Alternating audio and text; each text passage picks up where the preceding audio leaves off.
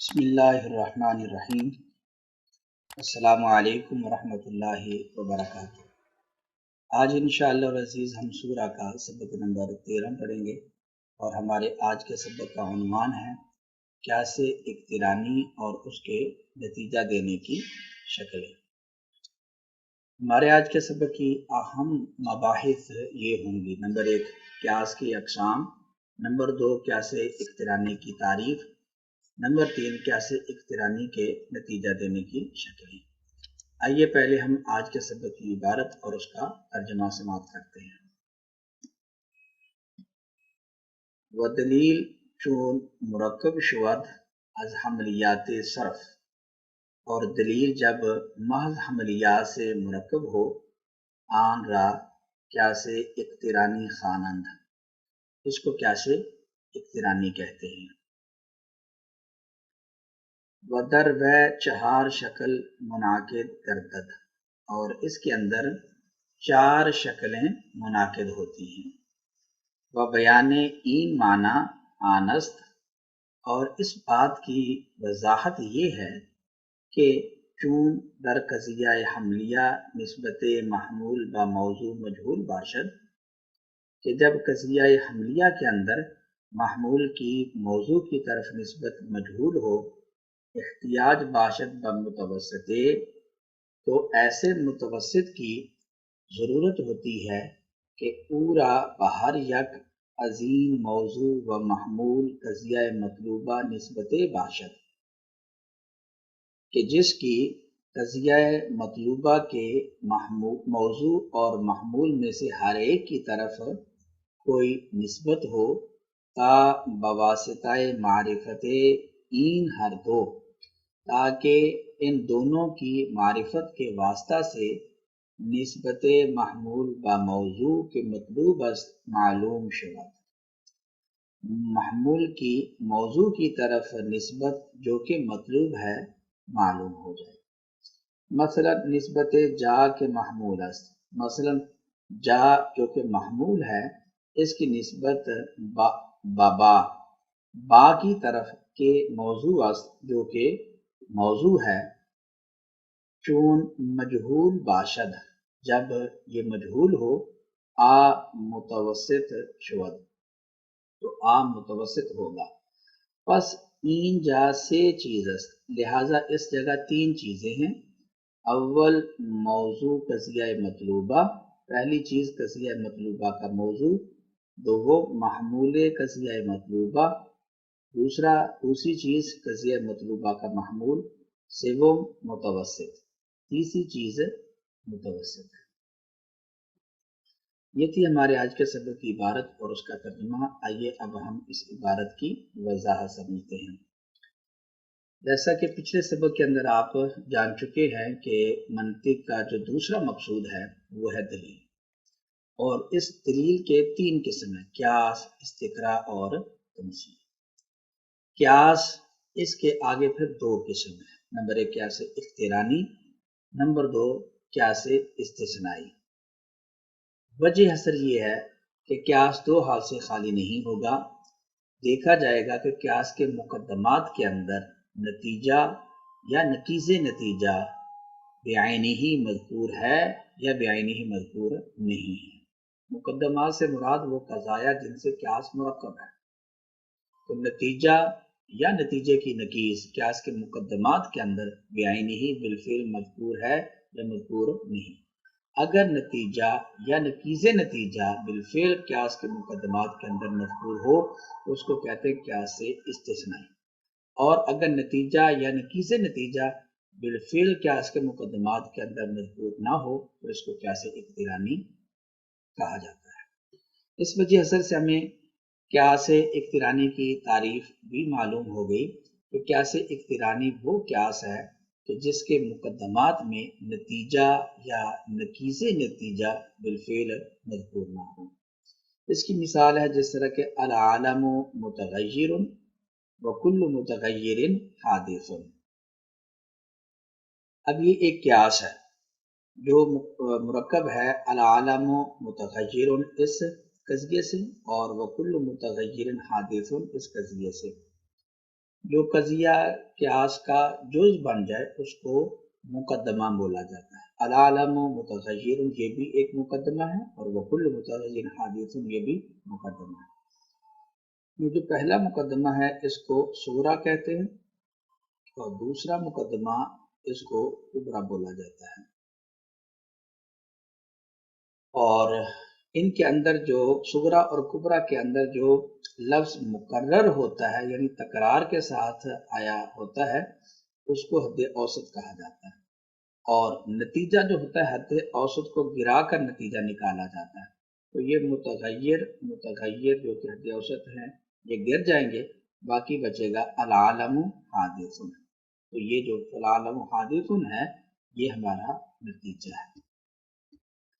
अब आप देखें कि इस क्यास के अंदर जो अल-आलम हादिसुन नतीजा है ये नतीजा बेआईनी ही आपको क्यास के मुकदमात के अंदर नहीं मिलेगा, क्योंकि इसका पहला मुकदमा अल-आलम मुतग़य्यिर ये है अल-आलम हादिसुन और दूसरा मुकदमा वो है कुल्लु मुतग़य्यिर हादिसुन और ये है अल-आलम हादिसुन। इसलिए नतीजा क्यास के मुकदमात के अंदर बेआईनी और ना ही नतीजे की नकीस वो मज़कूर है, तो ऐसा क्यास कैसे इक़्तिरानी कहलाता है। बाकी ये जो मुसन्निफ ने तारीफ की है कि वह दलील जो मरकब शवद अज़ हमलियात सर्फ आमला कैसे इक़्तिरानी खानन, तो ये कैसे इक़्तिरानी की तारीफ नहीं है बल्कि ये कैसे इक़्तिरानी के एक किस्म कैसे इक़्तिरानी हमली की ये तारीफ है। असल में कैसे इक़्तिरानी के दो किस्म हैं, एक है कैसे इक़्तिरानी हमली और दूसरा है कैसे इक़्तिरानी शर्ती। देखा ये जाएगा कि कैसे इक़्तिरानी को देखेंगे कि हम कि वो महज हमलियात से मुरक्कब है या महज हमलियात से मुरक्कब नहीं है। महज हमलियात का मतलब ये है कि उसके तमाम मुकदमात जो हैं उनमें से हर एक मुकदमा वो कज़िया हमलिया है, सुगरा भी कज़िया हमलिया है और कुबरा भी कज़िया हमलिया है। तो अगर महज हमलियात से मुरक्कब हो ऐसे कैसे इक़्तिरानी को कैसे इक़्तिरानी हमली कहा जाता है। और अगर उसके मुकदमात महज हमलियात से मुरक्कब ना हो, आगे आम है महज शर्तियात से मुरक्कब हो या महज शर्तियात से भी मुरक्कब ना हो, तो ऐसे क्यास को कैसे इक़्तिरानी शर्ती कहा जाता है। तो ये जो तारीफ मुसन्निफ ने की है कि वह दलील जो मुरक्कब शवद अज़ हमलियात सर्फ आमला कैसे इक़्तिरानी खानन, तो ये कैसे इक़्तिरानी हमली की तारीफ है ना कि कैसे इक़्तिरानी की। कैसे इक़्तिरानी की तारीफ के बाद आगे मुसन्निफ बयान करते हैं कि बदरवै चार शक्ल मुनाकिद दरदर, कि कैसे इक़्तिरानी के अंदर चार शक्लें मुनाकिद होती हैं।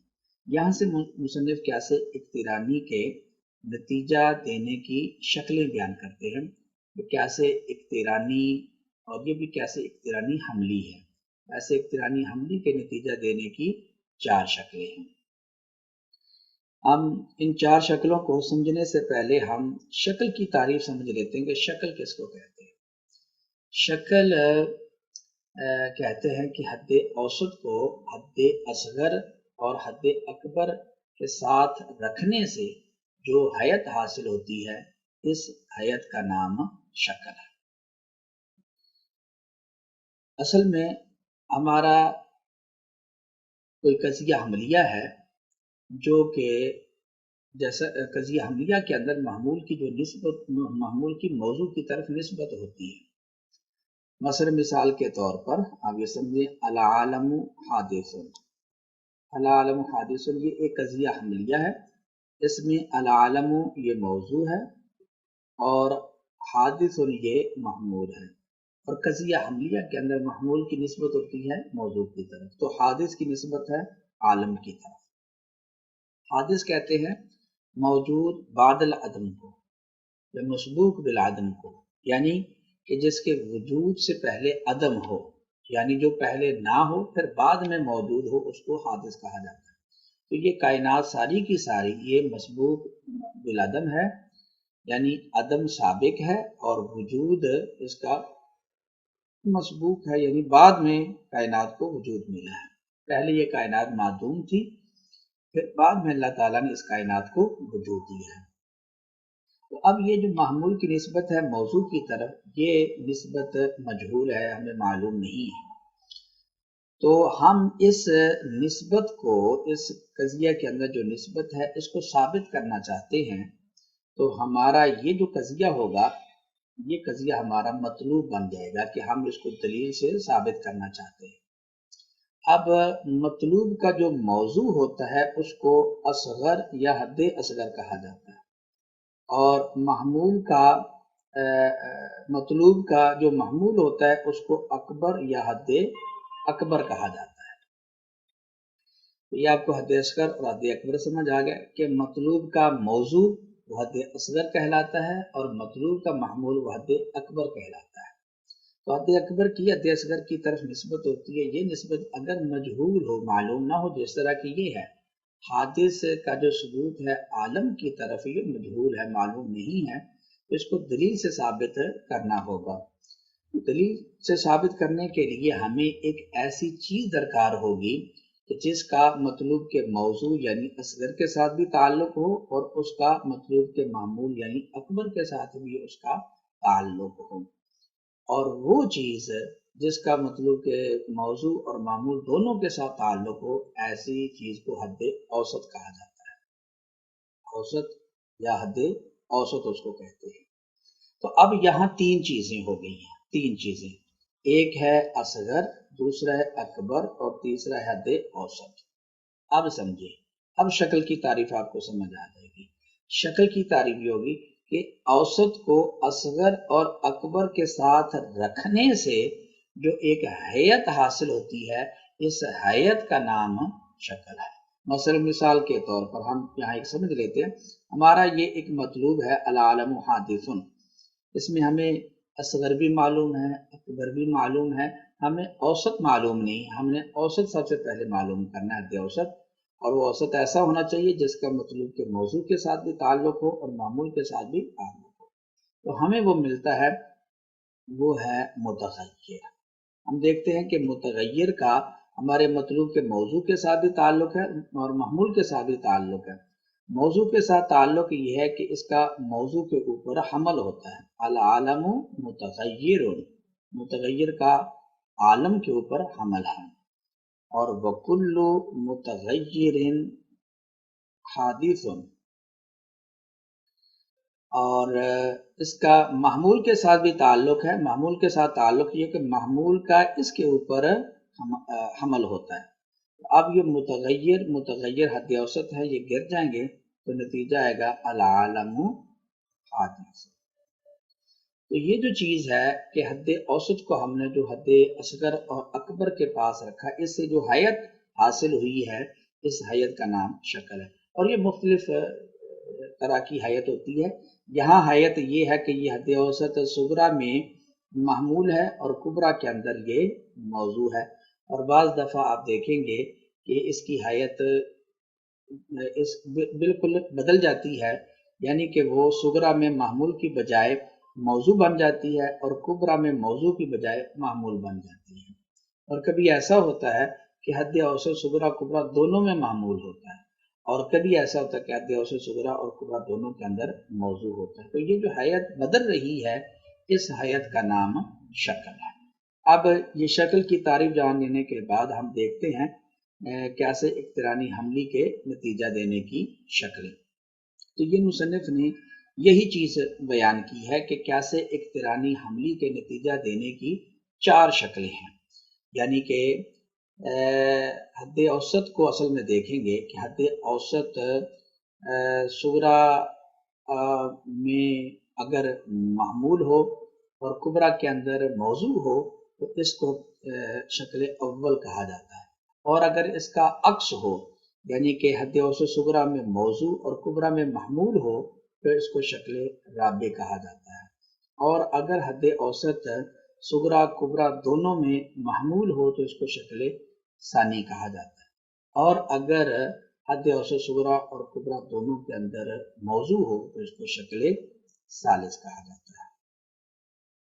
یہی مصنف نے بیان کیا ہے کہ وبیان این معنی آنس، کہ اس بات کی وضاحت یہ ہے کہ چار شکلیں ہیں۔ وضاحت کیا ہے کہ چون در قضیہ حملیہ نسبت معمول با موضوع مجہول باشد، کہ جب قضیہ حملیہ کے اندر معمول کی نسبت موضوع کی طرف مجہول ہو تو احتیاج باشد با متوسطے، तो एक मुतवस्सित की ज़रूरत होगी, और मुतवस्सित ऐसा होना चाहिए कि उसका क़ज़िया मतलूबा के मौजू और मामूल में से हर एक के साथ ताल्लुक़ होना चाहिए। ताब बवासिता मारिफत ई हर दो, ताकि इन दोनों की मारिफत के वास्ते से, इन दोनों से मुराद यानी उसका जो लिंक और उसकी जो निस्बत है मतलूब के मौजू के साथ, या उसकी निस्बत है मतलूब के महमूल की तरफ, तो इन दोनों से हमें निस्बत महमूल ब मौजू, महमूल की मौजू की तरफ निस्बत के मतलूब, जो कि मतलूब है मालूम शुबद हमें मालूम हो जाए। जिस तरह के मिसाल के अंदर हमने देखा कि अल आलम मुतग़य्यिरुन, मसलन हमारा जो मतलूब है अल आलम हादिसुन, अल आलम हादिसुन, ये हमारा मतलूब है और ये मजहूल है कि मामूल की निस्बत मौजूद, तो हमें ये हद असगर मालूम है, हद अकबर हमें मालूम है, तो हम हद औसत तलाश करेंगे जो कि हमें मिल गई मुतग़य्यर है, और हद औसत ऐसी होनी चाहिए कि मतलूब के मौजू और मामूल दोनों के साथ उसका ताल्लुक। तो अब हम इसकी विसातत से, हद औसत की विसातत से हम सुगरा और कुबरा बनाएंगे। सुगरा बनेगा अल आलम मुतग़य्यिरुन, और कुबरा होगा वकुल्लु मुतग़य्यिरिन हादिसुन। फिर हम मुतग़य्यर हद औसत इसको गिरा देंगे तो नतीजा आएगा अल आलम हादिसुन। तो अब जो हादिस की निस्बत आलम की तरफ है, जो कि पहले मजहूल थी, अब हमें मालूम। तो ये था हमारा आज का सबक। अल्लाह करीम की बारगाह में दुआ है कि अल्लाह ताला हमें इल्म नाफ़ि, अमल सालिह और इखलास अता फरमाए। आमीन। अस्सलामु अलैकुम व रहमतुल्लाहि व बरकातहू।